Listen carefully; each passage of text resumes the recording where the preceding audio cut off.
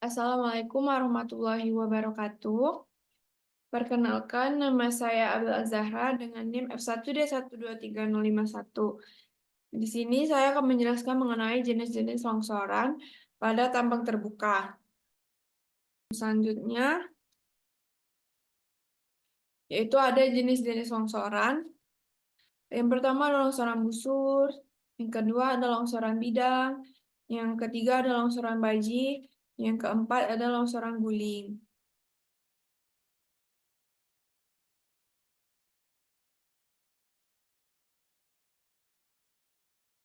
Selanjutnya yang pertama ada longsoran busur atau failure. Longsoran jenis ini banyak terjadi pada lereng tanah dan batuan lapuk atau sangat terkekarkan dan di lereng-lereng timbunan. Bentuk bidang gelincir pada longsoran busur menyerupai busur bila digambarkan pada penampang melintang. Contoh di sini ada contoh model. Ini. Terdapat contoh model yang membentuk seperti busur. Dan sini juga terdapat contoh proyeksi stereografi, di mana menggunakan stereonet. Lalu, em, longsoran busur adalah jenis longsoran tanah yang terjadi pada lereng dengan kemiringan cukup curam. Jadi, dari contoh model ini, kemiringannya itu cukup curam ya, dapat kita lihat di gambar ini. Eh, Longsoran ini memiliki bentuk yang khas, yang melengkung atau berbentuk busur. Biasanya, longsoran busur terjadi ketika material, tanah atau batuan di lereng tergelincir akibat penurunan daya dukung tanah atau adanya pergerakan air yang mempengaruhi kestabilan tanah. Longsoran busur sering dipicu oleh curah hujan tinggi, aktivitas manusia, atau perubahan struktural tanah akibat faktor alam. Selanjutnya, yang kedua yaitu ada longsoran bidang atau planar failure. Di sini juga terdapat contoh model dan juga contoh proyeksi stereografinya. Jenis longsoran ini terjadi ketika material bergerak sepanjang bidang gelincir yang hampir horizontal. Jadi dari bidang gelincir ini, bidangnya itu hampir horizontal atau hampir memanjang. Longsoran ini biasanya terjadi pada lereng dengan kemiringan yang lebih besar dari sudut geser dalam material. Faktor penyebabnya termasuk kondisi geologi yang memungkinkan terbentuknya bidang gelincir, seperti rekahan atau patahan. Mitigasi dapat dilakukan dengan memperkuat struktur lereng dan mengatur drainase untuk mengurangi tekanan air dalam tanah. Longsoran bidang merupakan longsoran yang terjadi di sepanjang bidang luncur, bidang diskontinuitas, seperti sesar, kekar, liniasi, atau bidang perlapisan dengan kemiringan yang lebih datar dari permukaan lereng di atasnya. Nah, di sini terdapat proyeksi stereografi dari longsoran bidang. Selanjutnya, yang ketiga yaitu ada longsoran baji atau wedge failure. Di sini memiliki contoh model dan juga proyeksi stereografi. Nah, di sini contoh modelnya membentuk segitiga mengerucut ke bawah. Jadi, longsoran baji ini dia itu curam, lebih curam, karena dia membentuk modelnya itu segitiga mengerucut ke bawah.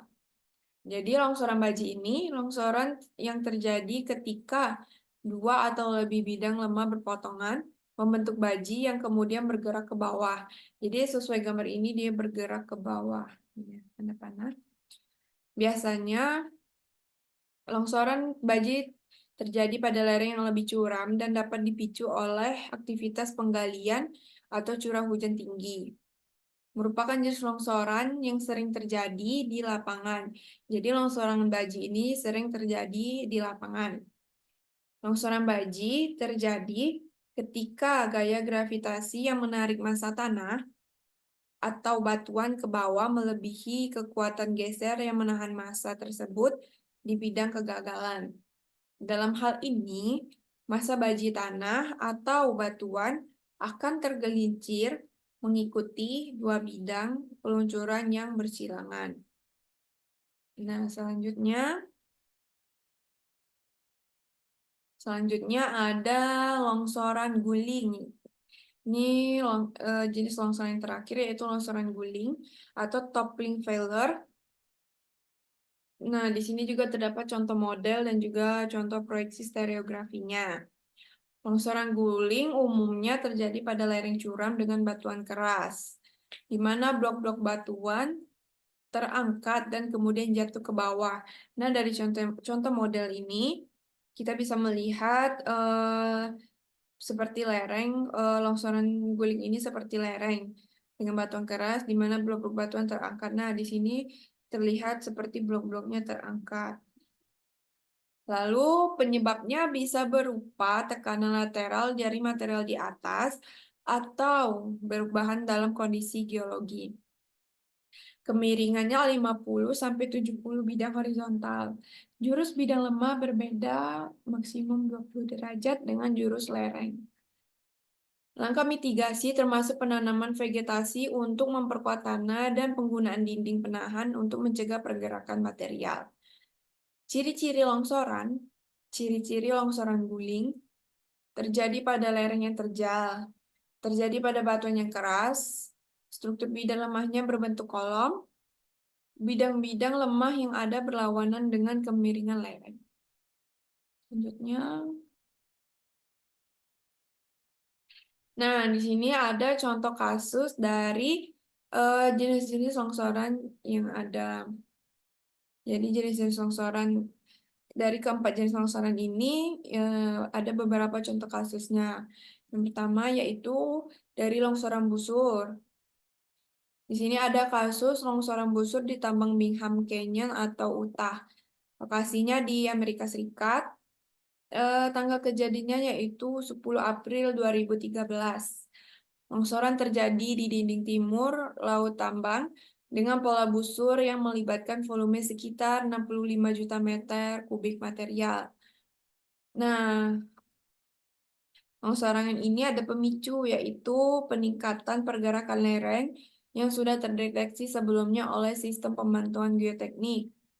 Dua tahap longsoran terjadi dalam selang waktu 1,5 jam. Masing-masing berlangsung sekitar 90 detik. Jadi ada dua tahap longsoran ini dengan selang waktunya yaitu 1,5 jam. Nah, adapun dampak dari longsoran busur ini yaitu menyebabkan kerusakan signifikan atau kerusakan yang besar pada alat berat, jalan akses utama tambang tertutup, dan menyebabkan kerugian mendekati 1 miliar dolar. Selanjutnya yaitu longsoran bidang. Kasus longsoran bidang di tambang batu bara Grasberg, Papua, Indonesia. Lokasinya di Papua, Indonesia, yaitu tambang terbuka Grasberg. Tanggal kejadiannya yaitu 21 Mei 2013. Karakteristik longsorannya yaitu longsoran terjadi pada lereng tambang batu bara terbuka yang memiliki bidang lemah akibat adanya struktur geologi seperti sesar dan rekahan. Volume material yang longsor diperkirakan mencapai jutaan meter kubik, menyebabkan kerusakan yang besar pada infrastruktur tambang. Adapun juga faktor pemicunya yaitu hujan lebat yang meningkatkan tekanan air pori serta aktivitas pertambangan yang mempercepat pelemahan batuan di sekitar area tambang. Jadi faktor pemicunya itu yang terutama itu hujan lebat yang mengakibatkan tekanan air pori itu meningkat dan batuan menjadi cepat melemah. dan juga memiliki dampak, yaitu menyebabkan korban jiwa lebih dari 20 orang meninggal karena terjadi di era kerja tambang aktif. Selanjutnya, yang ketiga ada longsoran baji. Kasus longsoran baji di tambang kuari Batu Gamping, Moramo Utara, Sulawesi Tenggara. Ini merupakan studi kasus di tambang kuari Batu Gamping di daerah Moramo Utara atau Sulawesi Tenggara. Nah, menunjukkan potensi longsoran baji pada lereng 1 dan lereng 2 dengan probabilitas sebesar 19,80% hingga 20,81%. Meskipun demikian, faktor keamanan pada ketiga lereng yang diteliti bernilai di atas ambang batas, yaitu 7,28 sampai 30,58. Dengan probabilitas kelongsoran berkisar antara 0% hingga 6,14%. Uji sensitivitas menunjukkan bahwa nilai faktor keamanan sangat dipengaruhi oleh perubahan kohesi perlapisan. Nah, di sini ada contoh gambar dari studi kasusnya ya. Dan juga yang studi kasus yang sebelumnya itu juga ada contoh gambarnya. Ini seperti ini yang di Amerika Serikat. Ini ada gambarnya, bisa dilihat. Dan yang terakhir yaitu longsoran guling. Longsoran guling di tambang terbuka PT Beraukol, Kalimantan Timur. Ini juga studi kasus. Salah satu contoh nyata longsoran guling di tambang terbuka di Kalimantan terjadi di Pit D, Sambarata Mine Operation, yang dioperasikan oleh PT Beraukol di Kalimantan Timur. Penelitian dilakukan di area ini menggunakan analisis kinematik untuk mengevaluasi pengaruh struktur geologi terhadap potensi longsoran. Data kekar diperoleh melalui pemetaan menggunakan Unmanned Aerial Vehicle atau UAV dengan teknik fotogrametri. Hasil penelitian menunjukkan bahwa keenam lereng yang diteliti memiliki potensi longsoran guling langsung dengan nilai probability of failure atau POV tertinggi sebesar 24,19% pada lereng high wall. Jadi di PT Berau ini memiliki potensi longsoran yang besar atau tertinggi dengan 24,19% pada lerengnya yang high wall. Nah, di sini juga terdapat gambar, contoh gambarnya ini sebelah kanan juga dari longsoran guling ini. Dan juga nih contoh foto dari PT Beraunya sendiri. Selanjutnya, nah ini adalah daftar pustaka yang saya pakai atau referensi yang saya pakai dalam pembuatan materi ini. Ada jurnal-jurnal maupun buku-buku. Nah, ini terdapat buku geoteknik tambang dari dan juga Rock Slope Engineering dan juga jurnal-jurnal ini.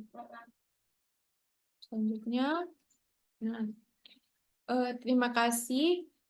Itu saja yang dapat saya sampaikan mengenai materi jenis-jenis longsoran yang ada pada tambang terbuka.